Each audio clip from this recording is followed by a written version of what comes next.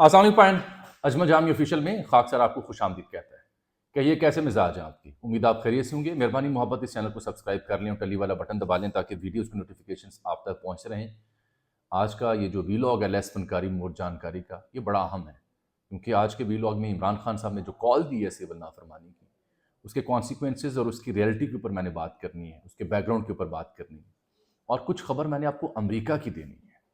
Trump से कौन मिला है और इस बात का कितना इम्कान है कि ट्रंप जल्द इमरान खान साहब के हक में कोई ट्वीट कर सकते हैं। यही नहीं बल्कि किसी ने लिखा है कि कुछ स्पेकुलेशन ऐसी भी है कि ट्रंप अपनी तकरीब हलफ बर्दारी में इमरान खान को दावतनामा भेज सकते हैं। किसने लिखा और क्या लिखा है, और फिर अलीमा खान साहबा बुशरा बेगम जो आज दिन भर गुफ्तगू करती रहीं, वो कहानी आपकी खिदमत में। और इमरान खान साहब का प्रेशर या उनका ऐलान तो अपनी जगह, मौलाना फजलुर रहमान ने भी घंटी बजा दी है। मौलाना भी हुकूमत के हाथों राम नहीं हो पा रहे, हुकूमत बुझी बुझी सी है। आज एक जगह मैं गया, वहाँ मैंने देखा कुछ हुकूमती लोग भी और कुछ हुकूमती चाहने वाले दानश्वर भी, लबो लहजा बदला हुआ था। और कल जो मैंने कहानी बयान की आपको इस्लामाबाद की, कि इस्लामाबाद के हलकों में क्या चाय मगुइयाँ हो रही हैं, क्या सरगोशियाँ हो रही हैं, क्या गेम बन रही है, ये सब इस सारी सियासी सूरत हाल से जुड़ी हुई है। सियासी वीलॉग कम लोग देखते हैं, जितने भी लोग देखते हैं उनकी दिलचस्पी यही होती है कि होने क्या जा रहा है। तो आइए बिस्मिल्लाह करते हैं। सबसे पहले तो मैं आपको खबर दूं जिसका जिक्र उस्ताद नुसरत जावेद सीनियर सहाफ़ी उन्होंने अपने प्रोग्राम में किया है। अब उस्ताद मोहतरम ने सीनियर सहाफ़ी हैं, आपको उनसे राय से इख्तलाफ भी हो सकता है और इत्तफाक भी हो सकता है, लेकिन जो मुझे देखते हैं इस खाक सर को अल्लाह की मेहरबानी से, क्या ये बात दुरुस्त नहीं है कि चंद हफ्ते पहले इसी फ़कीर ने अपने वीलॉग में कहा था कि बहुत जल्द डोनाल्ड ट्रंप इमरान खान और पीटीआई की सूरत हाल के ऊपर एक ट्वीट कर सकते हैं। अब उसकी तस्दीक हो रही है। मेरे पास भी कोई खबर थी लेकिन इतनी यानी डिटेल में नहीं थी, मैं इसका एतराफ़ करता हूँ। तो सबसे अहम खबर ये है आज की कि ये सज्जाद बरकी साहब है, ये पीटीआई के ज़िम्मेदार हैं, अमेरिका में होते हैं, खाते पीते बिजनेसमैन हैं, इनका एक ताल्लुक है बरकी ख़ानदान से, वैसे खान साहब का पुराना ताल्लुक है। तो सज्जाद बरकी साहब जो हैं ये सेक्रेटरी हैं पीटीआई के ओआईसी वो नहीं इस्लामिक कॉन्फ्रेंस वाली नहीं, ये है ऑर्गेनाइजेशन ऑफ इंटरनेशनल अफेयर्स जो उनकी पीटीआई की है। तो ये अमेरिका में मुकीम होते हैं, ये फोकल पर्सन है for USA to Imran Khan. America में जो इमरान खान साहब जो चेयरमैन पीटीआई हैं, उनके जो फोकल पर्सन हैं उनका नाम है सज्जाद बरकी। तो ये पहले एक्स प्रेसिडेंट थे यूएसए के। ये खबर उस्ताद नुसरत जावेद साहब ने दी और किसी हद तक सतूर साहब ने दी, उन्होंने जावेद बरकी का नाम इस्तेमाल किया, गालिबन गलत फहमी हुई होगी। तो एक इत्तला है कि चूंकि पाक पैक नामी एक तंजीम भी वहाँ मौजूद है, पाकिस्तानी एक्सपर्ट्स की, जिसमें डॉक्टर्स भी हैं, बिजनेसमैन भी हैं, उन्होंने खासा खर्चा किया to reach out to the लॉबियस्ट और to reach out to the जो रिपब्लिकन्स हैं। जो दो खत लिखे गए हैं ना बाइडन को, उसमें अक्सरियत रिपब्लिकन्स की है, यानी ट्रंप की जमात के सेनेटर्स की और कांग्रेसमैन की है। तो इसका मतलब है रिपब्लिकन्स की हद तक जो पीटीआई की वहाँ बैठी तंजीम है वो उनको रीच आउट करने में कामयाब हुई है। तो खबर यह है कि सज्जाद बरकी साहब जो हैं इनकी डोनाल्ड ट्रंप से मुलाकात हुई है और उस तनाजुर में नुसरत जावेद साहब ये कह रहे हैं कि जल्द डोनाल्ड ट्रंप इमरान खान साहब के हवाले से एक ट्वीट कर सकते हैं। ये खबर मेरी भी थी 3-4 हफ्ते पहले जब डोनाल्ड ट्रंप जीत के आए थे, क्योंकि जो एक्सपर्ट्स हैं पाकिस्तानी वहाँ बैठे उनकी बड़ी तादाद ने ट्रंप को वोट ही इसीलिए दिया है और ट्रंप के साथ लॉबी इसीलिए की है कि उनको उम्मीद है कि ट्रंप पाक अमेरिका ताल्लुकात अपनी जगह, लेकिन वो पीटीआई और इमरान खान साहब के लिए कोई आवाज़ उठाएंगे। ये है उसका खुलासा। एक साहब और होते हैं, उनका नाम है अशरफ जहांगीर काजी। ये पाकिस्तान के अमेरिका, भारत और चाइना, तीन अहम मुल्क हैं पाकिस्तान के हवाले से। साथ हमसाया है भारत और परे दोस्त है उसके साथ जुड़ा हुआ चीन और उधर अमेरिका सरकार। इन तीनों ममालिक में ये सफ़ीर रह चुके हैं। अशरफ जहांगीर काजी साहब बड़े सीजन बंदे हैं। इन्होंने आज एक कॉलम लिखा हुआ है ट्रंप के हवाले से डॉन अखबार में, अंग्रेजी में। तो जहां ये डिस्कस कर रहे हैं कि पाक अमेरिका ताल्लुकात में कोई बेहतरी नहीं आ सकती, वही रिवायत चलेगी, क्योंकि ट्रंप और उनकी जमात, चाहे वो डायरेक्टर FB हों या दीगर उनकी नॉमिनेशंस हों, बिलखुसूस वज़ीर ख़ारजा मार्को रूबियो हों, तो तवज्जो भारत के साथ रहेगी क्योंकि चाइना के साथ उन्होंने इटवटा करना है। لیکن انہوں نے اپنے کالم کے سیکنڈ لاسٹ پیراگراف میں ایک بڑا اہم انکشاف کیا ہے، جو کہ اسپیکولیشن کے لفظ انہوں نے استعمال کیا ہے، کہ قیاس رائے کی ہے اشرف جہانگیر قاضی صاحب نے. یہ عام بندے نہیں ہیں، یہ بھارت، چین اور امریکہ میں سفیر رہ چکے ہیں پاکستان کے. تو یہ اسپیکولیشن یہ کر رہے ہیں کہ ان کے سننے میں آیا ہے کہ ٹرمپ جب حلف اٹھانے جا رہے ہیں 20 جنوری کو غالباً، تو اس میں یہ ہو سکتا ہے کہ یہ عمران خان کو اپنی تقریب حلف برداری میں دعوت نامہ بھیجیں. یہ ہے اشرف جہانگیر قاضی صاحب کی تھیری، اور وہ کہتے ہیں یہ مجھے کلیئر نہیں ہے کہ وہ جیل بیٹھے شخص کو وہاں سے وہاں بلانے کے لیے کوئی ضد کریں گے. البتہ ایسی بھی کوئی ایفرٹ ہو سکتی ہے. تو ایک خبر ہے کہ ٹویٹ آ سکتا ہے، اور دوسرا یہ ہے کہ حلف نامہ آ سکتا ہے. تیسری خبر، جو اسلام آباد میں جتنے بھی ڈپلومیٹس ہوتے ہیں، ڈپلومیٹک آنکلیو ہے یا ان کی اپنی ایمبیسیاں ہیں، ان کے ہاں مجالس بھی ہوتی ہیں، مطلب میٹ اپس بھی ہوتے ہیں، ڈنرز ہوتے ہیں موسم کے حوالے سے، کرسمس کے حوالے سے، ملکہ کی سالگرہ، فلاں کی سالگرہ، نیشنل ڈے، تو صحافی احباب بھی جاتے ہیں، مجھے بھی اتفاق ہوتا رہتا ہے. تو خبر میں نے سنی کہ وہاں پہ کئی ڈپلومیٹس کو اسحاق ڈار صاحب ملے ہیں، اور انہوں نے انہیں اسلام آباد میں جو کچھ ہوا اس کے حوالے سے بریف کیا. ایک سے زائد صحافی نے تصدیق کی کہ اکثر ڈپلومیٹس ڈار صاحب کی کہانی میں نہیں آئے، وہ ان کی بات کو نہیں مانتے، اس لیے تشنگی رہے گی. یہ ہوگی تازہ ترین چوندیاں 3 اپڈیٹس. اور چوتھی خبر جو میں آپ کو دے رہا ہوں بڑی اہم ہے. اگلے 5-10 دن بہت زیادہ اہمیت اختیار کر گئے ہیں، اور جو کل کی میں نے خبر آپ کو دی ہوئی ہے، کھچڑی پک رہی ہے، واڈا صاحب ان ایکشن ہے، مولانا نے لفٹ کروانے سے انکار کر دیا ہے گورنمنٹ کو، خان صاحب نے اگلا پتہ، اگلا کارڈ پھینک دیا، جو وہ کہہ رہے تھے کہ میرے پاس ایک کارڈ ہے. کارڈ نہیں، کارڈز ہیں، ابھی 2-3 کارڈز اور بھی ہیں، وہ میں بتاؤں گا آپ کو بعد میں. اس لیے صورتحال زیادہ دلچسپ ہو گئی ہے. اب مجھے کچھ حالات و واقعات میں تبدیلی اور کچھ کڑماس مچتا زیادہ دکھائی دے رہا ہے. وجہ یہ ہے کہ جناب عمران خان صاحب نے جو اپنا ٹویٹ کیا، ٹویٹ کی صورت میں، پہلے خبر تو کل رات آ گئی تھی، میں نے ٹویٹ بھی کر دیا تھا، لیکن خبر بہت اہم یہ ہے کہ جو عمران خان صاحب نے گفتگو کی ہے، انہوں نے ایک تو صحافیوں سے اور دیگر لوگوں سے جو ملاقات کی، اس میں جو شہید لوگ ہوئے، جاں بحق ہوئے پی ٹی آئی کے، ان کو خراج تحسین پیش کیا، اور ایک اعلان کیا کہ پشاور میں عظیم و شام جلسہ کیا جائے. پھر جو کمیٹی کل 5 رکنی جس کا میں نے ذکر کیا تھا، وہ کمیٹی انہوں نے بتایا کہ کیوں بنائی ہے. یہ وہ کہہ رہے ہیں جی انڈر ٹرائل جو سیاسی قیدی ہیں ان کی رہائی، اور 9 مئی اور 26 نومبر کے واقعات کی شفاف تحقیقات کے لیے جوڈیشل کمیشن بنایا جائے. اور اس 2 مطالبات کے پورے کرنے کے لیے جو مذاکراتی کمیٹی بنائی ہے، لوگ یہ سمجھ رہے تھے شاید کوئی ڈیل کے لیے مذاکراتی کمیٹی بنائی ہے. 2 مطالبات ہیں، اس کو پورا کرنے کے لیے کمیٹی بنائی ہے. اس میں عمر ایوب ہیں، علی امین گنڈا پور ہیں، صاحبزادہ حامد رضا ہیں، سلمان اکرم راجہ ہیں، اور اسد کیسر اس پر مشتمل ہیں، جو سٹیک ہولڈر سے مذاکرات کرے گی. اب یہ بات کرنے کے بعد خان صاحب کہتے ہیں کہ اگر ان 2 مطالبات کو نہ مانا گیا تو 14 دسمبر سے سول نافرمانی کی تحریک شروع کی جائے گی، اور اس تحریک کے نتائج کی ذمہ دار حکومت ہوگی. سول نافرمانی کی تحریک اس سے پہلے بھی خان صاحب شروع کر چکے ہیں. اس میں خان صاحب نے یہ کہا ہے کہ پہلے مرحلے میں وہ بیرون ملک پاکستانیوں سے اپیل کریں گے کہ وہ ترسیلات ازار، یعنی باہر سے جو ریمیٹنسز آتے ہیں، پیسہ بھیجا جاتا ہے، وہ محدود کریں اور بائیکاٹ مہم چلائیں. اس سے پاکستان کو بڑا ڈیمیج ہوگا، پاکستان کی جو ترسیلات ازار ہیں، جو خزانہ ہے، اس کو بڑا ڈیمیج ہوگا. اور انہوں نے یہ بھی خان صاحب نے کہا کہ اس کے بعد اس سے آگے بھی مراحل ہیں اگر ہمارے یہ 2 مطالبات نہ مانیں گے. یہ بات ساتھ جوڑیں، اور ساتھ مولانا فضل الرحمان جنہوں نے آج گھنٹی بجا دی ہے کہ 8 دسمبر تک اگر ہمارے مطالبات مدارس کے حوالے سے نہ مانیں گے، جو حکومت نے وعدہ کیا تھا، اور 26ویں ترمیم جب آ رہی تھی تو پہلے مدارس والا بل ٹیبل کیا گیا تھا، اس پر صدر آصف علی زرداری نے دستخط سے انکار کیا تھا.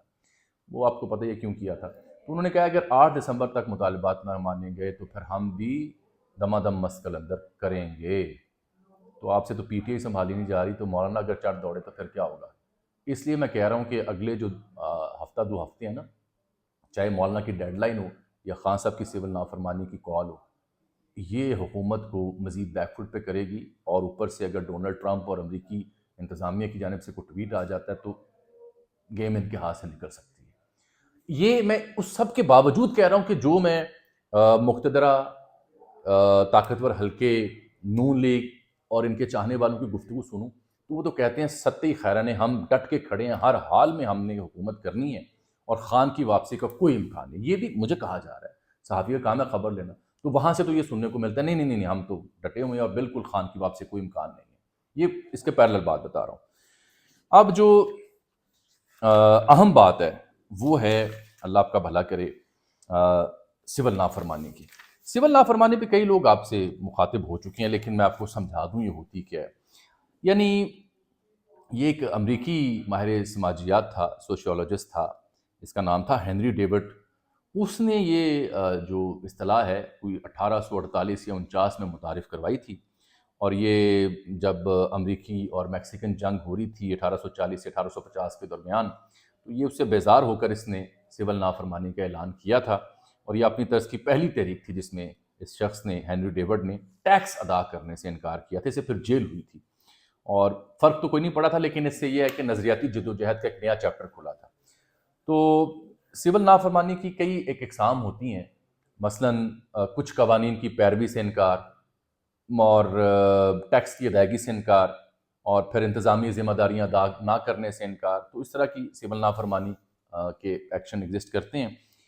پاکستان جیسا ملک جہاں پہ ویسے ہی قانون کی عملداری واجبی سی آپ کو پتہ ہے، جس کا ڈنڈا اس کی لاٹھی، یہاں پر سول نافرمانی کا مطلب تھوڑا سا اور ہوگا. انارکی اور پھیلے گی، افراتفری اور پھیلے گی، اور وہ یہ حکومت جو آلریڈی کچے پاؤں پہ کھڑی ہے اس کے لیے بالکل سوٹیبل نہیں ہوگی. پاکستان کے بارے میں اگر آپ سوچیں، تاریخ میں پیچھے جائیں، تو جو پہلی بار سول نافرمانی کا معاملہ ہوا تھا یہ 7 مارچ 1971 میں. میں نے کچھ پوائنٹس نوٹ کیے. یہ شیخ مجیب الرحمان جو اس وقت بنگلہ دیش کے رہنما تھے مشرقی پاکستان کے، انہوں نے سول نافرمانی کی اعلان کیا تھا. اور اس کی وجہ سے جو انتظامی معاملات تھے، ایڈمنسٹریٹو ایشوز سے، ان پہ خاصا اثر پڑا تھا. جو سرکاری دفاتر تھے ان کا کام کاج ٹھپ ہو گیا تھا. تو یہ کسی حد تک آپ سول نافرمانی جو شیخ صاحب نے کی اور جو ہمارے یہاں ہوتی ہے، اسے یہ کہیں کہ عدم تعاون نہیں کیا جا رہا حکومت کے ساتھ اور قوانین کے ساتھ. یہ جب خان صاحب نے 2014 میں دھرنا دیا تھا، تو اس سے پہلے بھی خان صاحب نے اس کے دوران یا اس کے پہلے، اب میں مسٹیکن، میں نے حالانکہ وہ کور بھی کیا 90 دن جب وہ بیٹھے رہے تھے، تو 126 دن تھے. مجھے کافی زیادہ وقت وہاں گزارنے کا موقع ملا، لیکن میں تھک گیا تھا، خان صاحب ڈٹے رہے تھے. تو یہ تب بھی انہوں نے سول نافرمانی کا اعلان کیا تھا، بل شل جلائے تھے، لیکن وہ زیادہ کامیاب تحریک نہیں ہو پائی تھی. اب البتہ جس سٹیچر کے ساتھ، جس مقبولیت کے ساتھ اور جس دبدبے کے ساتھ خان صاحب آ رہے ہیں، تو اب اس کے اثرات کچھ اور ہو سکتے ہیں. ایک صوبے میں 2/3 سے زیادہ اکثریت کے ساتھ آپ کی حکومت ہے. پنجاب میں آپ ایک بڑی سیاسی جماعت ہیں، آپ نے لاہور اور پنجاب میں نون لیگ کا تقریباً صفایا کیا ہوا ہے. جیسے بھی وہ جیتے ہیں فارم 45-47 کے ساتھ، وہ آپ کے سامنے ہیں. لاہور کا اگر آپ ذکر کریں تو 14 سیٹوں میں سے لگ بھگ 11-12 پہ تو خان صاحب کی پارٹی تگڑی تھی. وہ بات کی بات ہے کہ نتائج کیسے ہوئے، اب تو یہ ڈھکی چھپی باتیں نہیں ہیں. تو یہاں بھی اور پھر باقی جگہوں پہ بھی واحد پارٹی ہے پی ٹی آئی، جو پورے پاکستان میں ہر جگہ ایگزسٹ کرتی ہے. شیخ مجیب تو ایک خاص حد تک مشرقی پاکستان میں تھے، تو ان کا تو پورا پاکستان میں ان کا عمل دخل، ان کی موجودگی ہے. تو اگر ان کا ووٹر سپورٹر بلے کا نشان چھینے جانے کے بعد بھی اپنے کینڈیڈیٹ کو ووٹ دیتا ہے، پکڑ دھکڑ اور پریس کانفرنس کے بعد بھی پی ٹی آئی سب سے زیادہ سیٹیں لیتی ہے، فارم 45-47 کے باوجود بھی پی ٹی آئی سب سے زیادہ سیٹیں لیتی ہے، تو صاحب پھر اس کا مطلب ہے ان کا ورکر سپورٹر رائٹلی رانگلی یہ اہلیت رکھتا ہے کہ وہ سول نافرمانی کی تحریک کا آغاز کر کے حکومت کو، انتظامیہ کو، خزانے کو، قانون کو بے تحاشا نقصان پہنچا سکتا ہے، جس کی متحمل یہ سرکار بالکل نہیں ہے، اس کی پسلی نہیں ہے. تو مجھے لگتا ہے اس سے پہلے ان کو انگیجمنٹ کرنی پڑے گی. اور انگیجمنٹ کیسی ہوگی؟ دلچسپ بات بتاتا ہوں. کل یا پرسوں آپ نے دیکھا ہوگا 9 مئی جی ایچ کیو حملہ گیٹ کیس کے اوپر فرد جرم عائد کی گئی ہے، جہاں پہ عمر ایوب اور شیخ رشید اور دیگر بھی گئے تھے، پکڑے بھی گئے. تو مجھے لگتا ہے یہ اس کا آغاز ہو گیا ہے کہ فرد جرم عائد کی جائے، ٹرائل ہو، ٹرائل کے بعد جو بندہ بے گناہ ہے کراس ایگزامینیشن میں سے رہا کر دیا جائے. تو یہ میں بڑی باریک خبر آپ کو دی ہے کہ مجھے لگتا ہے کہ اس دباؤ کی وجہ سے اس جانب حکومت چل پڑی ہے کہ جو لوگ پکڑے گئے 9 مئی میں، یہ بعد میں ٹرائل ہی نہیں ہو رہا تھا، فرد جرم ہی نہیں عائد ہو رہی تھی، تو وہ جب عدالتوں سے ہی ریلیف ملے گا نا. حکومت کو تو فیس سیونگ یہیں سے ملتی ہے. ایسا تو نہیں ہو سکتا حکومت کے خان نے بات کی ہے تو جیل کے دروازے کھول دیں. تو جو دستیاب طریقہ ہے اس کے تحت ہی مجھے لگتا ہے ایک تو کارروائی شروع ہو گئی ہے. دوسرا اس میں اہم نقطہ یہ ہے جو باریکی سے آپ نوٹ کریں کہ ابھی تک جنرل ریٹائرڈ فیض حمید والا کٹی کٹا بھی نہیں نکالا جا رہا، حالانکہ خبر یہ تھی کٹی کٹا نکل رہا ہے اور خان تک باتیں جائیں گی، پی ٹیک تک باتیں جائیں گی. تو وہ کٹی کٹا نہ نکلنا بھی اس کا مطلب یہ ہے کہ تھوڑا بیک فٹ کی کہانی ہے. اچھا، یہ جو سول نافرمانی کی تحریک تھی، یہ جناب گاندھی صاحب نے بھی جو جنوبی افریقہ میں جو جنوبی ایشیائی اور جو ایشیائی نژاد لوگ تھے ان کے ساتھ جو متعصبانہ سلوک تھا اس کے خلاف بھی شروع کی تھی. اور پھر انہوں نے 1917 میں بھی یہ شروع کی تھی انگریز سرکار کے خلاف. 1942 میں بھی کانگریس نے ہندوستان چھوڑ دو تحریک کا اعلان کیا تھا، کرو یا مرو کی پالیسی کو اپنایا تھا گورے کو باہر نکالنے کے لیے، اور پھر آل انڈیا مسلم لیگ نے 1941 میں کانگریس کی جانب سے چلائی گئی سول نافرمانی تحریک کے ساتھ دینے کا بھی اعلان کیا تھا۔ تو یہ ایسے واقعات ایگزسٹ کرتے ہیں جن کی وجہ سے ہم کہہ سکتے ہیں کہ سول نافرمانی کا ایک اپنا قد کاٹ ہے۔ جانے سے پہلے جو میں نے آپ کو کل خبر دی کہ اسلام آباد میں کیا کھچڑیاں پک رہی ہیں اور وہاں کیا ہو رہا ہے، بھی بشریٰ بیگم کو میں نے بات کرنی ہے جو یہ کہہ رہی ہیں کہ جی مجھے ڈی چوک پر کارکنان کے ساتھ اکیلا چھوڑ دیا گیا، تمام سرکردہ رہنما فرار ہو گئے، ان کے خلاف کارروائی ہوگی، میں بھاگنے والی نہیں تھی، میری گاڑی پر سیدھی فائرنگ کی گئی۔ حضور میں نے آپ کو تھیسس دیا تھا، آپ مانیں یا نہ مانیں، کہ بشریٰ بیگم نہیں جانا چاہتی تھیں، انہیں زبردستی لے جایا گیا تھا۔ لے جانے والے کون ہیں؟ اس کا نام بی بی خود لے جائیں تو اچھی بات ہے۔ کون زبردستی انہیں لے گیا؟ کس نے زبردستی ان کو گاڑی میں بٹھایا؟ وہی جو ان کے ساتھ تھے، وہی جن کو ہم شاید سی ایم کے پی کہتے ہیں، یا کوئی اور عام شہری انہیں لے گیا تھا۔ جواب میں آپ سے پوچھوں گا، آپ کمنٹس میں جواب مجھے ضرور دیجیے گا۔ لیکن میں بات کر رہا تھا جو اسلام آباد میں کہانی بکری اور بلاول جیسے تیاری کر رہے ہیں اور یہ حکومت جیسے ایک یونٹی گورنمنٹ کی کہانی آئی تھی۔ میں آج مجھے اتفاق ہوا کہ میں کچھ لیگی چاہنے والے دانشوروں سے میں ملا، صحافیوں سے ملا، کچھ لیگی وزراء سے ملا۔ وہ گل نہیں رہی مرشد، تھوڑے سے چہرے اترے سے ہیں، پریشانی سی پریشانی ہے۔ ایک بڑی اہم نون لیگ کی شخصیت نے مجھے بتایا، میں نے اسے پوچھا جی میاں نواز شریف صاحب اس ساری صورتحال پہ کیا سوچتے ہیں، کیا کہتے ہیں؟